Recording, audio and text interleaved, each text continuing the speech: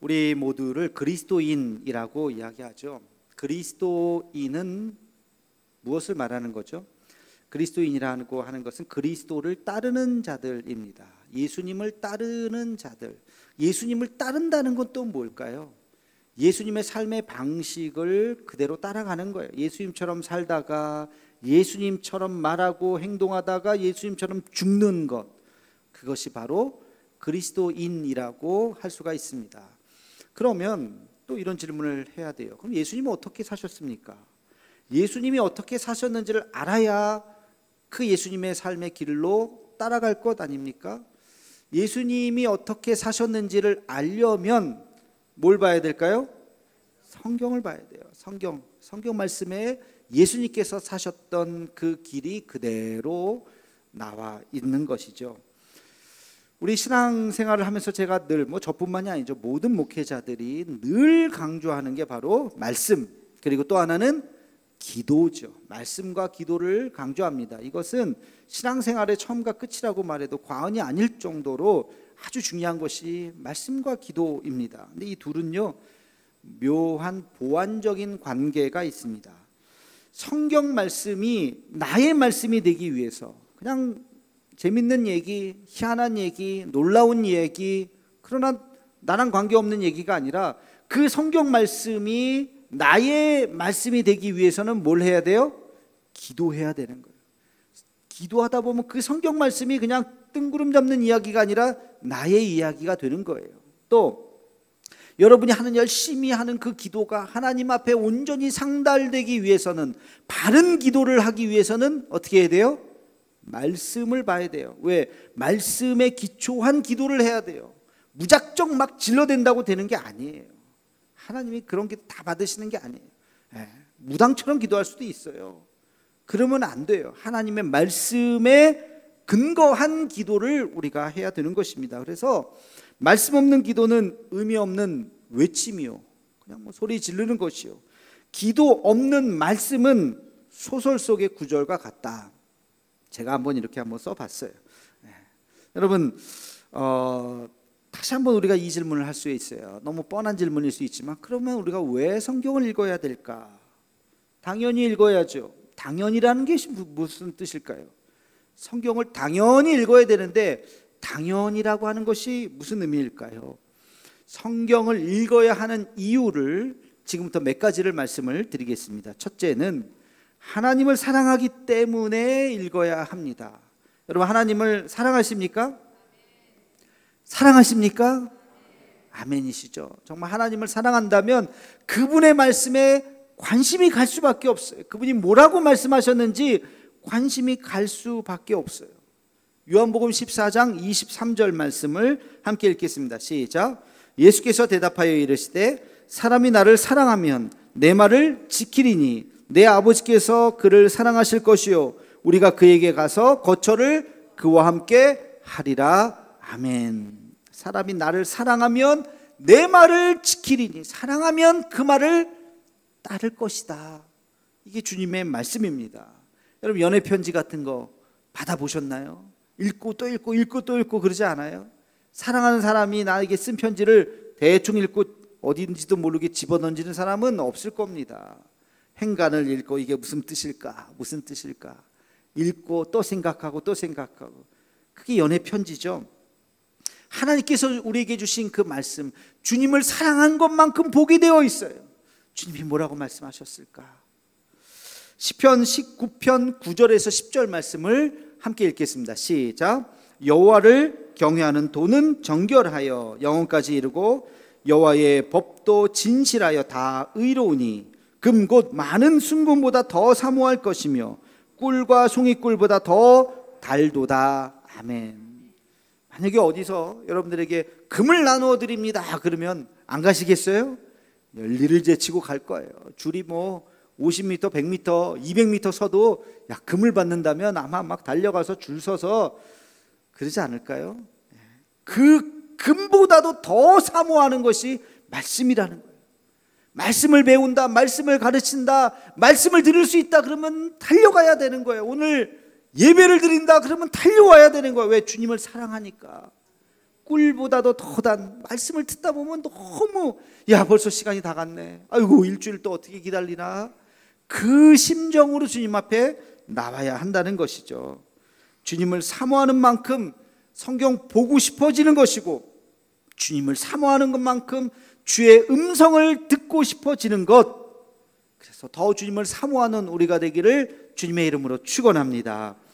자, 그러면 두 번째, 우리가 성경을 왜 읽어야 하는가? 성경 속에 하나님의 뜻이 담겨져 있기 때문에 읽어야 됩니다. 이게 무슨 말이냐? 하나님의 뜻을 알아야 되잖아요. 그래야 주님을 따를 수가 있죠. 우리 이사야서 55장 8절 말씀을 함께 읽겠습니다. 시작. 이는 내 생각이 너희의 생각과 다르며 내 길은 너희의 길과 다름이니라. 여호와의 말씀이니라. 아멘. 내 생각과 너희의 생각이 다르다는 거예요. 우리는 생각해요. 상식적이다, 이성적이다, 합리적이다. 하나님께서 그걸 원하실 거라고 생각합니다. 맞아요. 하나님께서 합리적이시고 이성적이시고 질서대로 세상을 만드셨어요. 그러나 가끔 보면 그렇지 않을 때가 있어요. 우리의 상식을 뛰어넘을 때가 있어요. 전혀 생각하지 못했던 어떤 놀라운 일들이 펼쳐지기도 합니다. 우리의 착각은 뭐냐면 내 생각이 하나님의 생각과 똑같지라고 생각하는 것. 여러분, 착각일 수 있어요. 내 생각과 하나님의 뜻이 똑같지 않을 수가 있어요. 그래서 내 생각대로 행동을 하려다가 멈춰야 돼요. 하나님이 원하시는 것일까? 하나님도 이렇게 생각하실까? 내 생각과 행동으로 하기 전에 그 중간에 뭘 해야 돼요? 기도해야 되는 거예요. 말씀을 봐야 되는 거예요. 말씀의 거울에 비추어 봐야 되는 것입니다. 여러분, 대표적인 예가 성경에 나와요. 자기의 생각대로 하다가 하나님 앞에 책망받았던 대표적인 사람 중에 하나가 바로 요나죠. 요나. 여러분, 요나는 믿음이 없었던 사람이 아닙니다. 아무나 하나님이 선지자를 뽑았겠어요? 아니에요. 요나도 믿음이 있었던 신실했던 하나님의 사람이에요.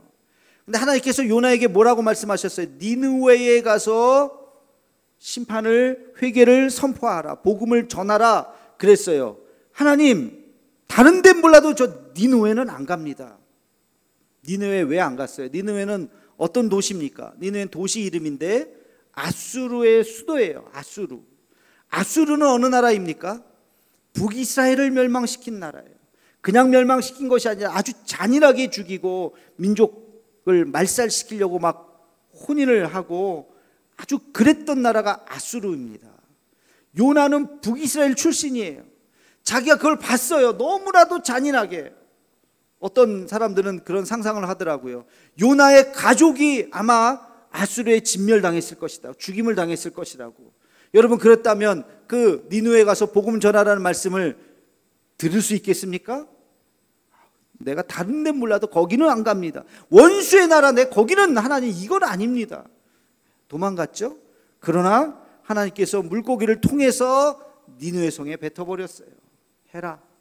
이게 하나님의 뜻이다. 내 뜻이다. 하나님의 말씀은 뭡니까? 그런 원수의 나라라 할지라도 그들에게도 뭐가 필요하다? 복음이 필요하다. 너가 그 일을 해야 된다. 그들을 품고 용서하고 그 복음을 전해야 된다. 그게 하나님의 뜻이라고요. 여러분, 감옥에 갇혀있는 사형수가 있죠. 지금도 있다고 칩시다. 아유, 저 사람 사람을 끔찍하게 죽였어. 저 사람 지옥 가기에 마땅해. 그래야 됩니까? 그 사람에겐 절대 복음을 전해서는 안 됩니다. 그래야 돼요? 그 사람에게도 복음을 전해야 돼요? 안 전해야 돼요? 전해야죠. 피해자가 생각할 땐 너무 싫겠죠. 정말 지옥 저 맨 밑바닥으로 떨어졌으면 좋겠지만, 그러나 하나님의 마음은 그렇지 않습니다.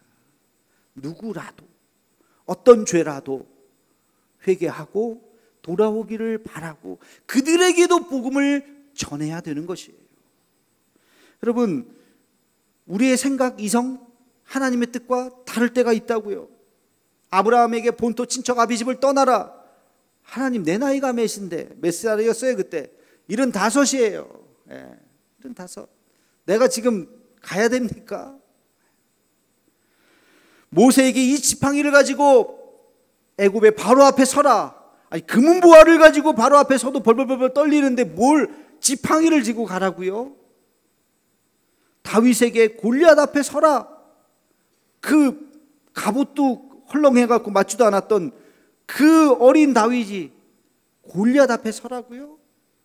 여호수아에게 여리고성을 돌아라. 여리고성을 지금 돌면 무너집니까? 이게 다 상식적이지 않잖아요. 이성적이지 않잖아요. 논리적이지 않잖아요. 말도 안 되는 거예요. 그럼에도 불구하고 아멘, 하나님의 뜻이라면, 하나님의 말씀이니 내가 순종하겠습니다. 그 말씀대로 순종했더니 어떤 역사가 일어났습니까? 놀라운 기적의 역사가 일어나는 거예요. 성경은 이렇게 하나님 앞에 상식적이지 않지만 하나님의 뜻에 순종하는 자들에 의해서 쓰여졌어요. 그 역사가 일어난 거예요. 항상 그런 건 아니죠. 이런 특별한 경우가 있을 수 있다는 거예요. 그래서 여러분의 생각과 하나님의 뜻 사이의 그 간격을 말씀을 통해서, 기도를 통해서 맞춰봐야 한다는 것입니다. 여러분, 그래서 늘 하나님의 뜻이 무엇인지, 내 상식자로 행동하는 것이 과연 맞는 것인지 멈추어 서서 하나님의 뜻을 구할 수 있는 우리가 되기를 주님의 이름으로 축원합니다. 자, 세 번째, 우리가 하나님의 말씀을 보는 이유는 하늘의 지혜를 얻기 위해서 보는 것입니다. 우리 잠언 4장 7절에서 8절 말씀을 읽겠습니다. 시작. 지혜가 제일이니 지혜를 얻으라. 내가 얻은 모든 것을 가지고 명철을 얻을지니라. 그를 높이라. 그리하면 그가 너를 높이 들리라. 만일 그를 품으면 그가 너를 영화롭게 하리라. 아멘. 지혜가 제일이니 지혜를 얻으라. 지혜를 의인화했어요. 그를 높이면 그가 너를 높일 것이고, 그를 품으면, 지혜를 품으면 그 지혜가 너를 영화롭게 할 것이다. 이 잠언 4장 7, 8절을 읽었는데 그 앞에 조금만 올라가면 3절에 보면 솔로몬, 이거 솔로몬이 쓴 책 아닙니까? 솔로몬이 이렇게 이야기합니다. 나도 내 어머니 보기에 유약한 외아들이었노라. 부모님이 볼 땐 자식들 다 그냥 아이고 제가 언제 커갖고 밥벌이 하겠나 저래가지고 다 염려스럽죠. 솔로몬처럼 위대했던 사람도 그 어머니가 보기엔 유약한 외아들이었어요. 그럼에도 불구하고 솔로몬이 어떻게 위대한 왕이 될 수 있었습니까? 지혜를 얻었기 때문에. 그 지혜는 어떻게 얻었어요? 하나님의 말씀 속에서 지혜를 얻었기 때문에 지혜의 왕이 되었던 것입니다. 여러분, 성경은 수많은 사람들의 삶의 이야기가 녹아져 있어요. 결론 없는 그냥 뭐 알아서 하세요가 아니에요. 성경은 규범의 책이에요. 성경은 우리에게 결론이 있는 책이에요. 우리에게 무엇을 하라 또는 하지 말라라고 명확하게 이야기해 주고 있습니다. 이 땅에서 사는 방법에 대해서 이야기하고 있어요. 매우 현실적이면서 매우 이상적이에요.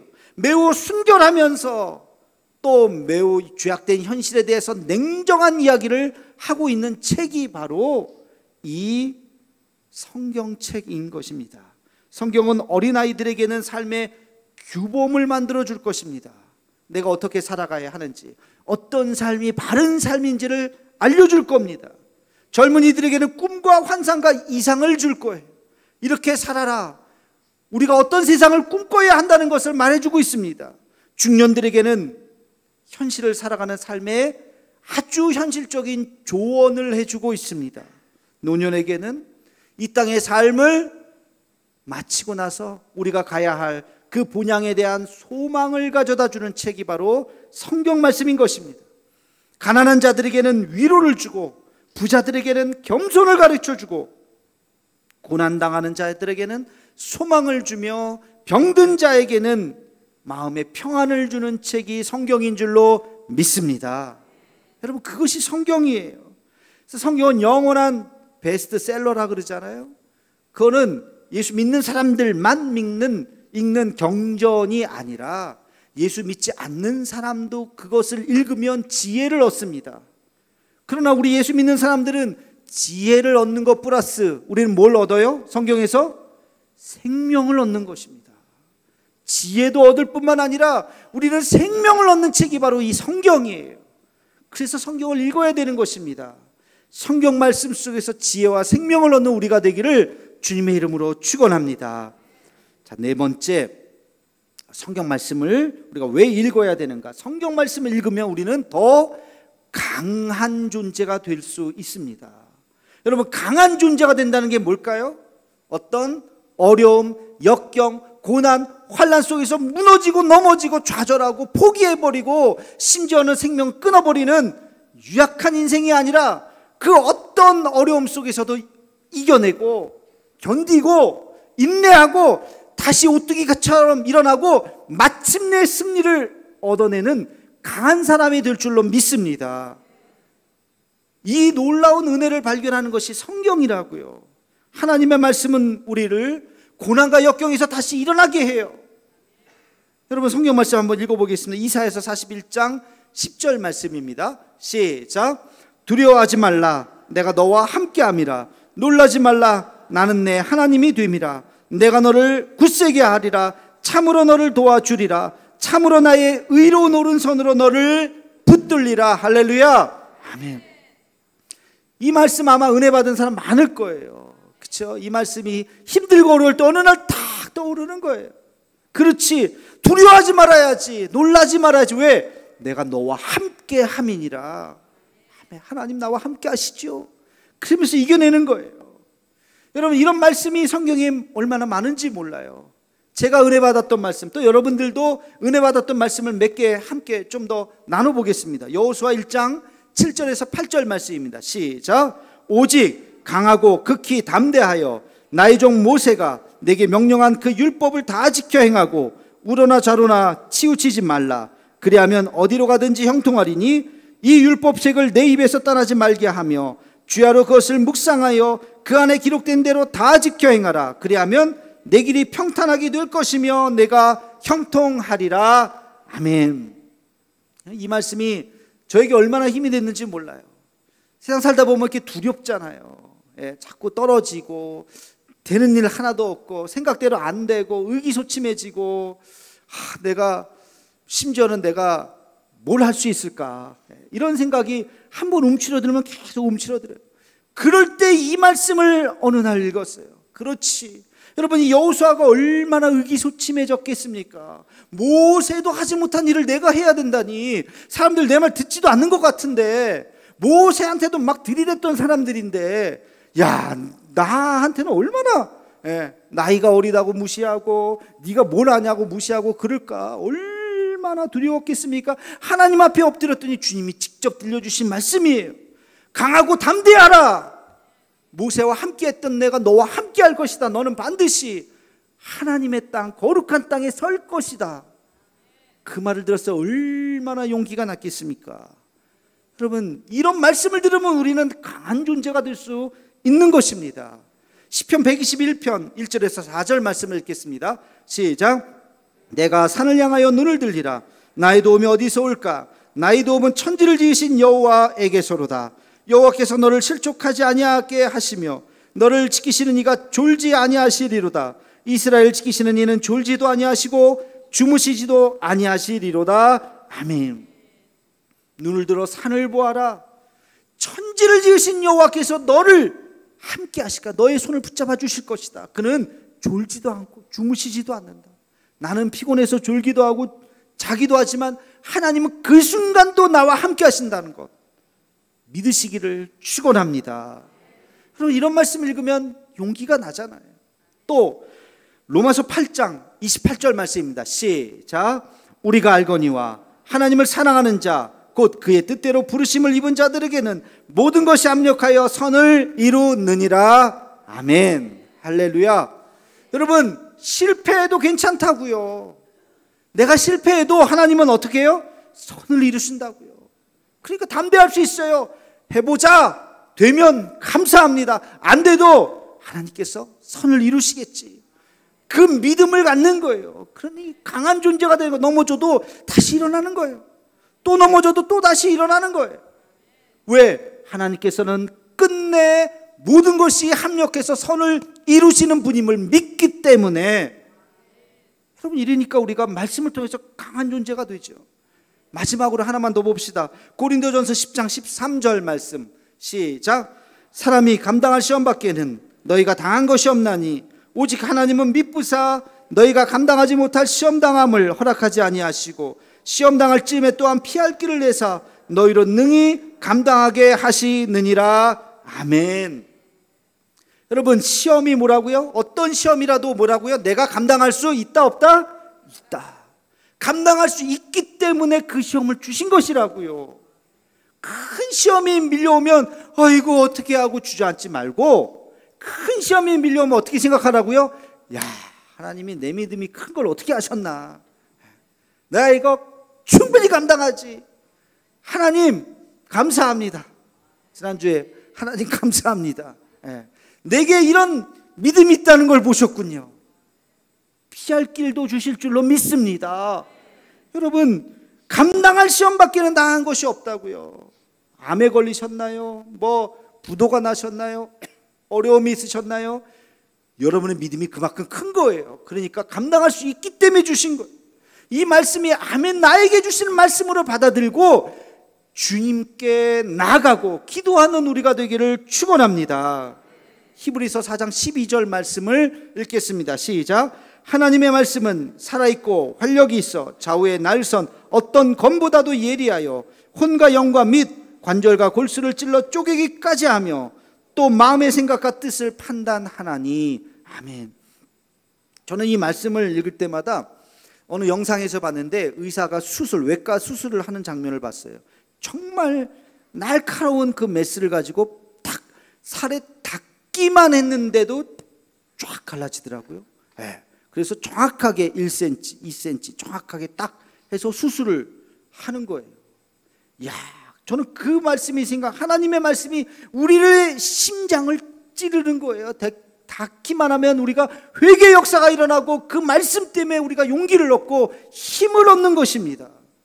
하나님의 말씀은 살았고 운동력이 있다고요. 활력이 있다고요. 날선 어떤 검보다도 예리해서 그 말씀이 우리를 쪼갠다고요. 그 살아있는 하나님의 그 말씀을 여러분 믿음으로 받아들이는 우리가 되기를 주님의 이름으로 축원합니다. 자, 이 말씀을 그러면 우리가 어떻게 구체적으로 읽어야 할까? 구체적으로 읽는 방법까지 한번 말씀을 드리겠습니다. 간단하게 3가지 방법이 있어요. 첫째는 통독이에요. 근데 여러분, 통독하면 통독 내가 몇 번 했는데 자꾸 이게 숫자만 생각해요. 5번, 10번. 그거 숫자는 그렇게 중요하지 않다고요. 중요한 건 뭘까요? 그 내용을 아시는 것이 통독입니다. 여러분, 성경에 나오는 인명, 지명, 사건에 대해서 여러분이 딱 들을 때 머릿속에 딱 그려져야 돼요.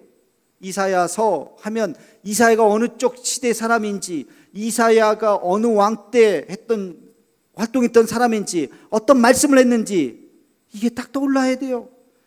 바울의 1차 선교여행, 2차 선교여행 하면 지도가 내 눈앞에 쫙 펼쳐져야 돼요. 바울의 1차 선교여행 때는 누굴 만났지? 이런 사건이 있었지. 2차 선교여행 때는 어느 교회를 개척했지? 이게 펼쳐져야 돼요. 노아의 홍수 하면 노아의 홍수가 왜 일어났는지, 그 결과가 어떻게 됐는지, 노아 시대 다음에 어떤 시대로 넘어갔는지 그게 눈앞에 쫙 펼쳐져야 됩니다. 히스기야, 요시야, 예후, 아합, 이 중에서 악한 왕이 누굽니까? 누가 헷갈리면 안 돼요.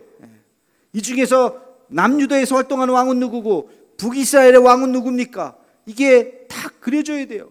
이 왕들이 어느 선지자와 동시대의 사람인지, 달리다굼, 에바다 이런 단어가 나오면 예수님께서 이때 하신 말씀이지, 이 사람에게 하셨던 말씀이지, 이게 그려져요. 이게 통독이라고요. 줄거리가 쫙 66권이 파노라마처럼 쫙 내 앞에 그 시대와 함께 같이 쫙 펼쳐질 수 있는 게, 이거는 한 3, 4독만 해도 돼요. 30독 해도 안 되는 사람이 있어요. 왜? 졸면서 읽으면 안 되죠. 정독을 하면 몇 독만 하면 볼 수도 있어요.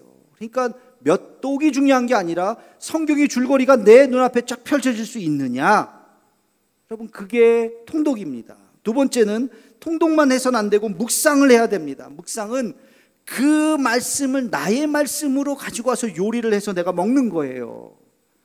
여러분, 산에 금은보화가 있는, 금이 매장되어 있는 산이 있다고 칩시다. 그거는 내가 캐내기 전까지는 아무것도 아니에요. 캐내서 불순물을 다 빼서 순금을 만들어야 그게 내 거죠. 그 산에 금이 많다, 그거 뭐예요? 아무것도 아니에요. 성경에 하나님의 말씀이 막 이렇게 있다, 이게 뭐예요? 이거 내 거를 만들어야죠. 내 거를 만드는 것이 묵상이라고요. 묵상은 성경에 내 질문을 던지는 거예요. 하나님, 나는 왜 이렇게 힘들지요? 하고 질문을 던지면 성경이 나한테 말씀하실 거예요. 왜 힘든지. 하나님, 내 인생이 어떻게 살아야 되겠지요? 하고 물으면 성경이 나에게 대답을 해줍니다. 좋은 질문을 던질수록, 구체적인 질문을 던질수록 성경은 우리에게 좋은 답을 주실 거예요. 그게 그 과정이 묵상이라고요. 여러분, 묵상 없이는 신앙의 깊이가 없습니다. 통독 수준에서 성경 박사가 돼가지고 쭉쭉쭉쭉, 여기에서 멈추면 안 돼. 그 말씀이 나에게 주시는 말씀으로 한 말씀 한 말씀을 내 가슴에 새기는 작업이 필요해요. 이게 묵상이라고요. 세 번째는 암송입니다. 여러분, 암송까지 가야 돼요. 암송이 주는 유익이 또 있어요. 암송은요, 사탄의 그 불화살, 매일매일 쏘는 그 불화살을 딱 막는 방패의 역할을 합니다. 영적 전쟁에서 방패의 역할을 합니다. 그리고 힘든 사람을 내가 그 말씀으로 위로할 수가 있어요. 아까 했던 그 말씀, 우리가 같이 읽었던 말씀을 여러분이 외우신다면 힘들고 지쳐하는 사람들에게 여호수아 1장 7절에 이런 말씀이 있어 하면서 그 말씀을 줄 수 있어요. 이사야서 41장 10절에 하나님께서 오늘 너에게 주시는 말씀이야, 그러면서 그 말씀으로 위로할 수가 있어요. 또 암송은 우리가 복음을 전할 수 있는 거예요. 복음을 전하고 싶은데 이거 어떻게 할까? 여러분, 암송 몇 구절만 암송하고 있으면 하나님의 말씀을 전할 수가 있어요. 말씀에 힘이 있다고요. 요한복음 3장 16절도 괜찮아요. 다 외우고 계시니까. 그 말씀도 괜찮아요. 그래서 그 말씀으로 우리에게 위로를 줄 수도 있고 복음을 전할 수도 있는 것입니다. 내가 힘들 때 그 말씀이 떠오르는 거예요. 하나님 앞에 간절히 기도할 때 그 말씀이 떠오르는 거예요. 여러분, 그래서 암송을 해야 되는 것입니다. 결론적으로 하나님의 말씀은 우리를 성숙시킵니다. 우리의 인격을 더 큰 사람으로 만듭니다. 오늘 말씀 디모데후서 3장 16, 17절을 함께 읽겠습니다. 시작. 모든 성경은 하나님의 감동으로 된 것으로 교훈과 책망과 바르게 함과 의로 교육하기에 유익하니 이는 하나님의 사람으로 온전하게 하며 모든 선한 일을 행할 능력을 갖추게 하려 함이라. 아멘. 하나님의 말씀을 통해서 교훈과 책망과 바르게 함과 의로 교육할 뿐만 아니라 선한 일을 할 수 있는 능력을, 하나님의 거룩한 사람으로 우리를 만들어 간다는 것입니다. 그게 바로 하나님의 말씀이에요. 하나님의 말씀으로 우리의 인격이 온전해지는 것입니다. 날마다 하나님의 말씀으로 더 거룩하고 더 성숙하고 그 말씀으로 더 강한 하나님의 사람이 되기를 주님의 이름으로 축원합니다. 기도하겠습니다. 사랑의 하나님, 하나님의 말씀 속에 주님의 뜻을 날마다 깨닫게 하여 주옵시고 날마다 하나님의 거룩한 사람으로 성장해 나가는 우리가 되게 하여 주시옵소서. 날마다 그 말씀이 우리의 삶 가운데 이루어지는 기적을 경험하는 우리의 삶이 되게 하여 주시옵소서. 예수님의 이름으로 기도하옵나이다. 아멘.